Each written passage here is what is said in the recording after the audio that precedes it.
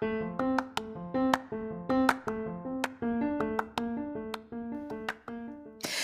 there, and welcome to the daily podcast where wisdom smacks us with kisses or love taps. I'm MichelleSpiva, a wisdom strengthening coach, your host, and practical priestess of wisdom. Mwah. Join us daily to gain wisdom and mental strength as we tackle innovative thinking, address emotional and behavioral life traps, and yes, provide you with some practical how to's to wrap it all up. So settle in or crank up the speed 2x, whatever gets your mental processes firing as we dive in. Stay tuned.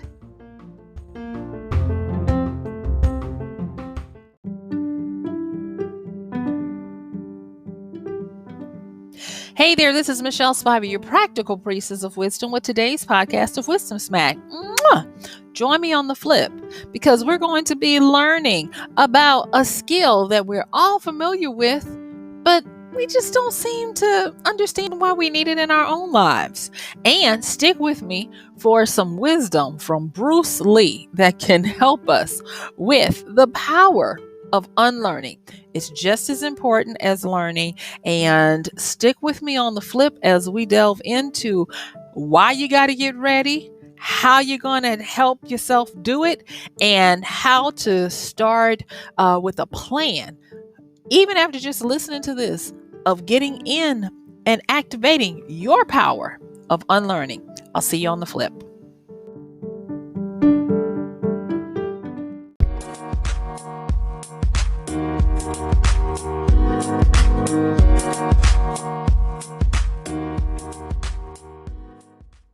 Yay! Hey there, let's go on and get into it. And so today we are going to be doing a practical wisdom strengthening skill. And when I say a practical wisdom strengthening skill, what we're going to be doing is we're going to be first talking about the why of why we need to activate this skill, and then some ways to perfect this skill. And then, of course, we're going to end up with a little bit of the practical of how to get started using this skill. And what is this skill, you might ask? This skill is, as I said in the A part, the power, the majesty, if you will, of unlearning. And the reason why I really want to talk about this today is because it's a setup. I've been telling you guys that wisdom has been calling out in the streets and trying to get people prepared. And so we've been talking about how to get ourselves ready to move with the new tides, move in the new direction.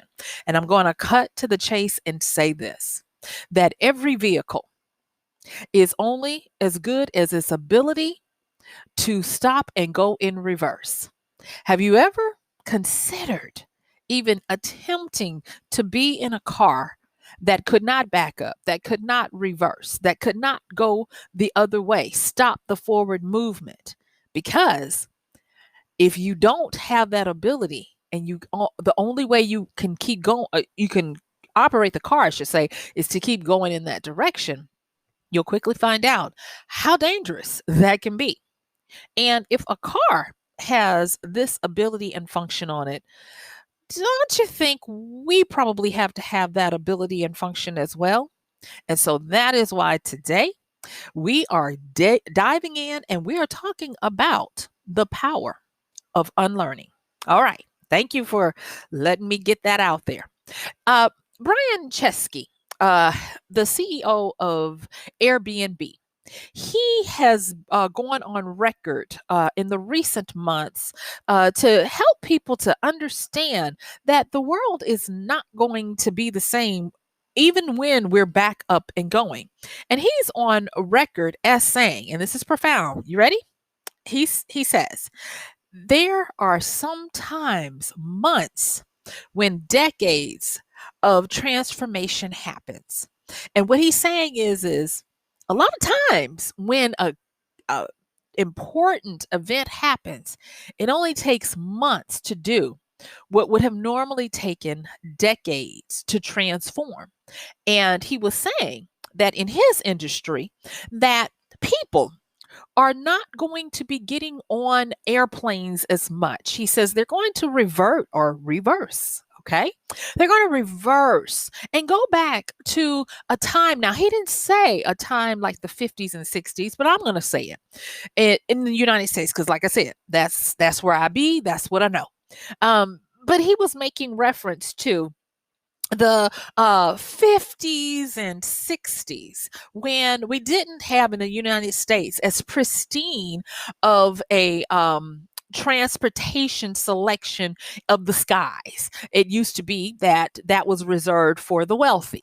And so most people would get on little two-lane highways, and the average person would drive up to about 200 miles away from their home. And the way our geography is set up in the continuous 48 states is that usually any place within that, if you can drive about 4 hours, which 50 miles an hour, if you will, about 200 miles, you can get to some kind of state park or some kind of attraction that would be good for the entire family, and it would be good enough to have a pretty good vacation. And so what he is saying is that we are going to be reversed and go back into that direction where most people who do not have to travel for business are going to be back to driving those average of 200 miles from where they live. And he says, and because of that, they're going to be requiring lodging at, and now Airbnb has taken the place of motels, just so you know. And they're going to be requiring lodging. And he says that's where his company comes in because they're going to want to stay in a home where they don't have to interact with a lot of different people and they don't have to put themselves in possible jeopardy. And just by seeing that CEOs of great capitalism are starting to understand the need to reverse, I'm going to tell you that it is time for us to take heed because the signs are all around. And because of this major reversal in the way we interact, we're going to be required to take a look at everything we think is the way things are. And we're going to have to actually put it up on in the inspection block to see, is this something that I still want to engage in? Is this the way things really are? Is this a sacred cow that I want to hold on to? And on and on and on. Okay. And when I was researching this as wisdom was giving me the impetus to look at this, and I ran across the interview from Brian Chesky, the Airbnb CEO. Of course, I was like, oh, well, let me go back and look and look and look. And that's when I started looking at motoring and how when we advanced, if you will, and we got Value Airlines in the 80s, Value Jet and all of that. And it became less expensive, actually, to fly than to put the wear and tear on our cars. The motel industry went into decline, where it just became almost nostalgic, where you would have some in the smaller towns where established chains just didn't see the financial, boon to be there. And I looked, and because when I was young, I was like, well, what's the difference between a hotel and a motel? And my grandparents were like, a motel is where motorists would just, stop for the night and keep going. And that's why they made it highly accessible for you to be able to drive your car right up to the door, get out, and get a good night's sleep, and then get back on the road the next morning. And I'm not going to talk about the Green Book. If you're not familiar with that, there was a movie that alluded to it last year at the time of this recording. If you look back at 2019, Green Book. And yes, it was real. I knew about it. My grandparents knew about it. And they talked about it when I was young. and how they would travel. And the funny thing is that a lot of these motels were not available to them. And so they were actually kind of sort of doing Airbnb in the 40s and 50s, 1940s and 50s, before it became cool and popular in the 2010s and now to the 2020s. And so, hey, shout out to my grandparents and ancestors who, out of necessity, were already doing the Airbnb. But it got me to looking at how there is truly nothing new under the sun. And what goes up must come down. What moves to the left must move to the right, and so on. And so there's that pendulum of swing back and forth. And we are finding that we are in that pendulum swing back, a reverse. And one of the biggest things that I am personally experiencing and seeing in my interactions with people around the world via Zoom every day and all of this is that it's really in the air. A lot of us are looking at the fact that for the last 4 or 5 months, we've been, if you've been aware, we've been working on doing this very thing, going through and looking at what no longer serves me as a person, as a business, as a way of life. What can I trim and what can I get rid of? And once we started doing that, it became clear that there were a lot of us out here that are only working with the skills that will move us forward and unlearning the habits and the skills that no longer serve us, that are obsolete for now. And it's easy said, but not easily done. And it comes to this one thing that I want to just say right now. This is the wisdom smack that if I don't get anything else out, I want to get this out. And that is that in a reversal, you must exercise different muscles or different instruments or different different components than you would when you're learning. You're still learning, but you're unlearning. So let's go back to that car example, if you will. And thank y'all for, letting me continue to just use that one as the metaphor for the day. It is harder to drive in a straight line as fast going in reverse as it is going forward. Would you agree? Okay. Yeah.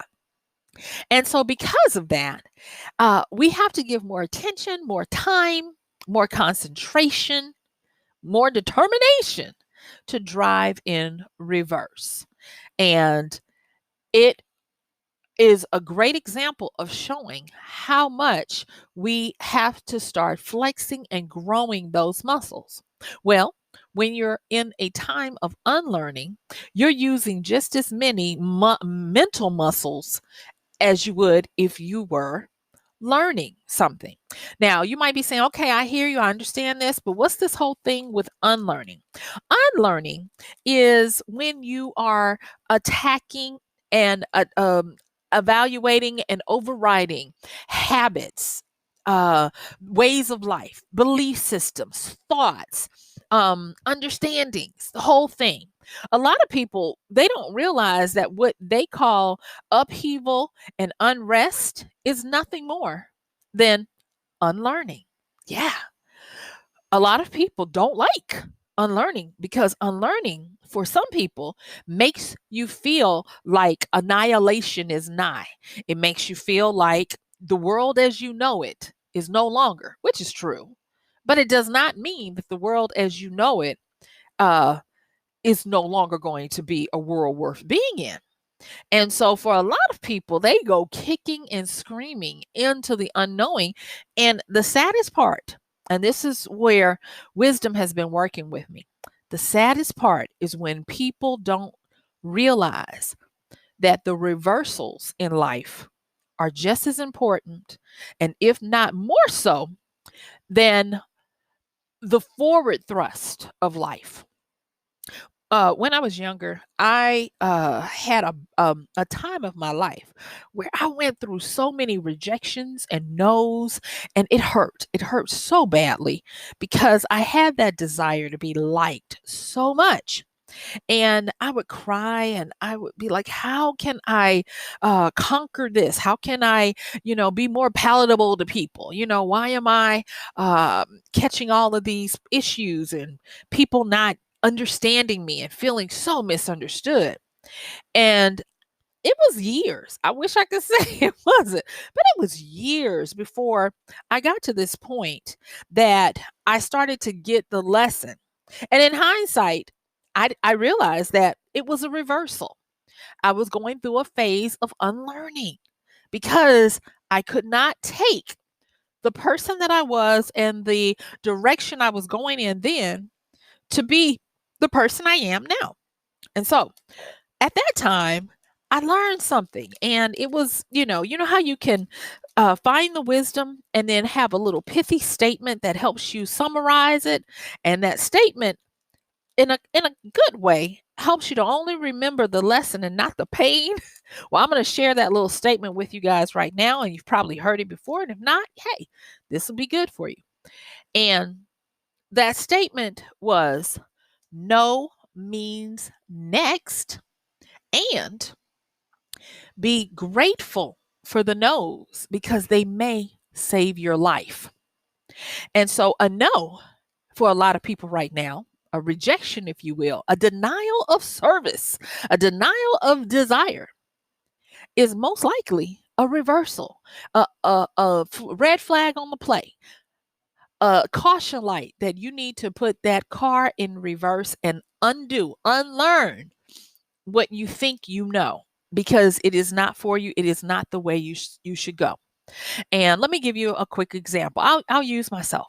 So the way that I was going at that time, I was learning, if you will, to operate in a part of entertainment, and I didn't like it, but I was young and impressionable, and I was like, I guess this is the way that this must be done.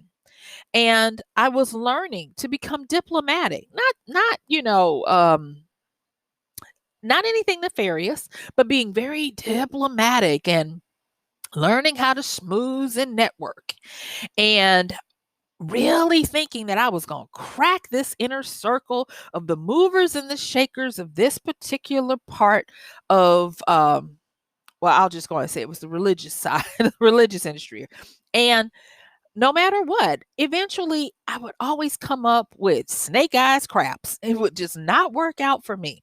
And I would beat my head against the wall like, what else do I have to do?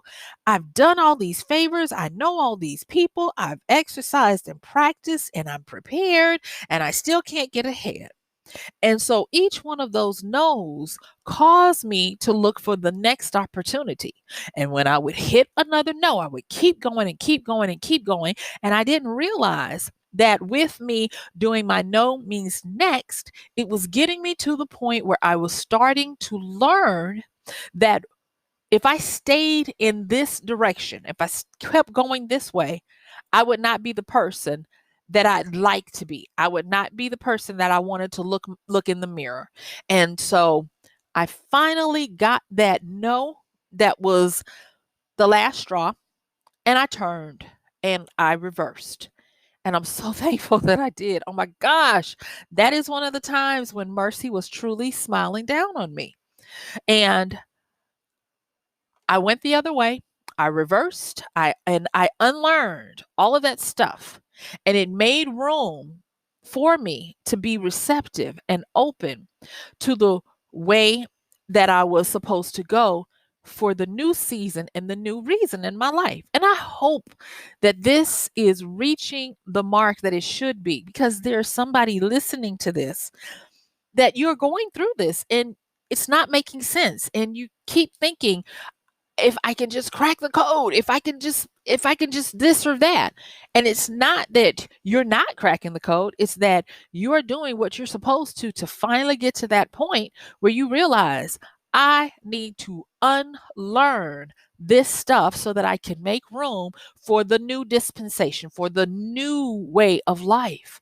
Because I'm telling you guys over and over again, wisdom is saying life as we know it is not the same.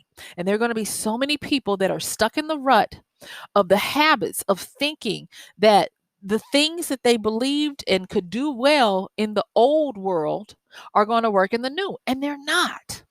Another case that I wanted to bring up is not mine, but historically. When you think about, and I'll just talk about the immigrants who came from the old world to the new world. Many of them, when they came here, they came to the shores of New York from Europe. And when they would come, the first thing they would do is they would find their community. There was usually some, and it wasn't a hamlet or anything, but there would usually be a pocket of an area where most of the people from that particular country or religion or whatever it was would be. But in the new world, everyone of them, because that didn't include my people, but every one of them would come and they would say, new rules. You can't lord over me your status from the old world. I don't care who you people were over there. In America, we all start from the same point. And they had this renewed understanding that there are new rules, and thus we all have to learn them, and basically every person for themselves. And yeah, they would still help each other, but they would behave and learn how to adjust to the new land. And so immigrants have a really good understanding of how to unlearn so that they can learn anew on the fly, because it's based on their survival. And then looking at, and this is one of the biggest times in a person's life, when they go through these lifespan development changes. Think about the person who has to go from graduating high school to moving into new adulthood. That's a time when, for the first time in your life, you are making decisions where the buck stops with you. And if you make the wrong decisions, they can have expansive, lasting effects for the rest of your life. That's why when we used to tell kids to go to college, because jobs with corporations were still there, and we knew that the way the educational system was set up, it was set up to produce good workers. We would say, look, you are at a point now where you got to make this big decision. Are you going to secure your future to go and learn how to be part of this corporation? Or are you going to wing it and have to do a lot on your own? And there were some people that would go to college, it wasn't for them. And they didn't know how to unlearn that training to be what they could be. Whereas there were other people that were like, college isn't for me. And nowadays, we most people in the world use their PCs or their Macs. A lot of people use their Facebook and all these different things. And so learning the power of unlearning can be so important, and we have to make sure that we are aware that that's equivalent to knowing when to put the car in reverse so that you can get out of danger. All right. So I want to, in our last few minutes, I want to just go over a few little things, like I said I would, about making this more practical. All right. So I've already told you that unlearning is just as important as learning. And the thing that I want to make sure that you understand for the big why, the reason why you want to unlearn things right now is because when you do, you will start to lift the veil to start to see signals, codes, and hidden meanings for you personally. Signs abound, whether you realize it or not. Success leaves a path, and the universe is always a fan in the stands of your parade, holding the pom poms and baking the cake for you to win. But if you think you already know, you won't grow. And so to unlearn is to free up space from a cluttered hard drive so that you can now process new things on a different speed and a different level and in a different direction. So, the next thing about unlearning is it starts to get to the root to what you're anchored to. And for a lot of people, they have false anchors. They think they're anchored to something only to find out that it's a shifting sand. They may have thought they were anchored only to find out that they were clinging to a job that has gone or clinging to a group of people that have had to move away. And so their anchor is gone. There are many people. I was just reading an article that was talking about the rate of lonely heart syndrome going up, where people are literally having heart issues because of isolation, loneliness, and losing their anchors, losing their tethers to what kept them sane and solid. And so when you start to do the unlearning, you start to quickly evaluate and get a really good understanding of what you're truly anchored to. And if you're not, it helps you to go and find an anchor, because you cannot be a flip flop in the wind, especially not now. Especially when the winds have changed, have already happened, and they're moving in a different direction in gale force winds. I'm telling you right now, just like I started telling you guys about chaos was coming at the end of last year, I'm telling you, everything is in reverse now. Mark my word, everything is in reverse. All right. And with that being said, to unlearn those habits and things that no longer require, excuse me, not require, but no longer deserve, that's what I want to say, the bandwidth and the space that they have taken in your mind, meaning evaluating your beliefs and evaluating how you think things should work, you will start to see. Are you ready? You will start to see the agents of chaos and redirection at work. And they are not bad. They are simply doing their job. They are breaking up and destroying the stuff that is no longer useful, making it kindling for the fire to power you in the other direction. And the agents of redirection are there to get you moving in the right direction. All right? And so one of the things that I want to quickly talk about, man, my time is getting away, is there is this famous framework that Bruce Lee, the great martial artist, talks about as part of some of his philosophy of how to teach yourself to learn. And it's just four quick things. He says to research your own experience.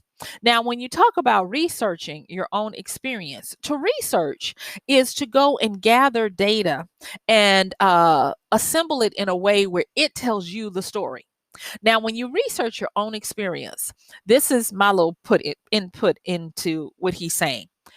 One of the fastest ways to figure out how to grow and learn what you need to unlearn is to research your own experience, looking for those things that may have used to work and no longer work, or those things that never worked that you continue to do. And then make a story that makes sense to you as to what you're going to do now. Not what you used to do, but what you're going to do now. Because stories, they need a heartbeat. And that heartbeat comes from it being your own experience. And when you have a story that has a heartbeat, it starts to make you feel and you learn from it. And so not only researching your own experience, but being able to tell yourself the true story of what you have learned, of the habits you need to break, the beliefs that need to be retired or expired, however you want to look at it. All right. So his first thing was research your own experience. And I'm telling you to make it make sense by giving that story a heartbeat that makes you feel and be able to be propelled to do it. The next thing is, after you've done that, absorb what is useful. Now, words have power. He said what is useful and not helpful, what's useful. So it's not only good enough to have an aha.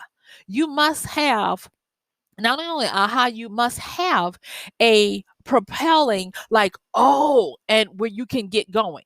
So the things that are going to be useful for you to get some kind of action and a propelling behind it. So with that, to absorb what is useful means you look for the fuel that will get you going again. All right. So you've researched, got your story, and now you've identified what's useful. And what's useful is that which you can use, which you can put into action. All right. So the next one, and this sounds very like, oh, duh. But the third one is reject what is useless. And boom, that's where we are right now. Unlearning, the power of unlearning is this very thing, to reject what is useless. Unlearning, you to know what you need to unlearn is the stuff that is no longer useful to you. And I say stuff, but that includes relationships, ideas, beliefs, places. There are going to be many people that are like, oh, I gotta move, and they're going to move away. There are going to be people that once they do the research, absorb what's useful, and then they get to this point of unlearning, they're going to realize, oh, wow, I have totally been pursuing the wrong vocation in life.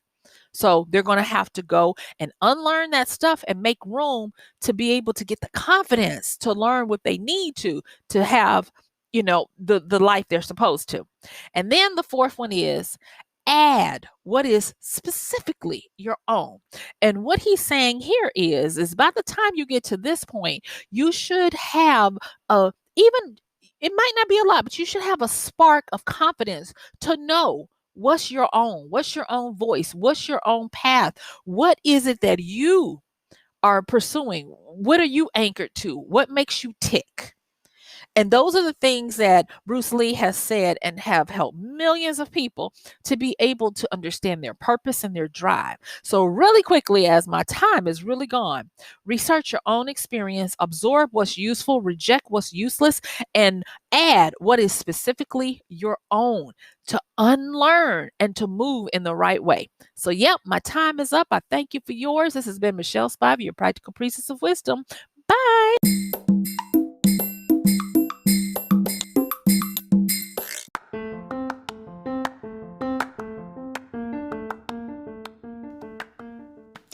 And that's going to do it for today's podcast of Wisdom Smack with MichelleSpiva. If you like this podcast, please help us get the word out. Like, comment, subscribe, and even share. And if you really like it, please help us continue to get the word out by considering using this show's link for Amazon. So when you want to go to Amazon and you do all of your general shopping, please use MichelleSpiva.com/AMZ. It's simple as that. It doesn't cost you anything extra, and this show might receive a little bit of commission that will go towards helping to further get these episodes out to you and to others. So thank you so much for listening. This has been MichelleSpiva with Wisdom Smack. Bye.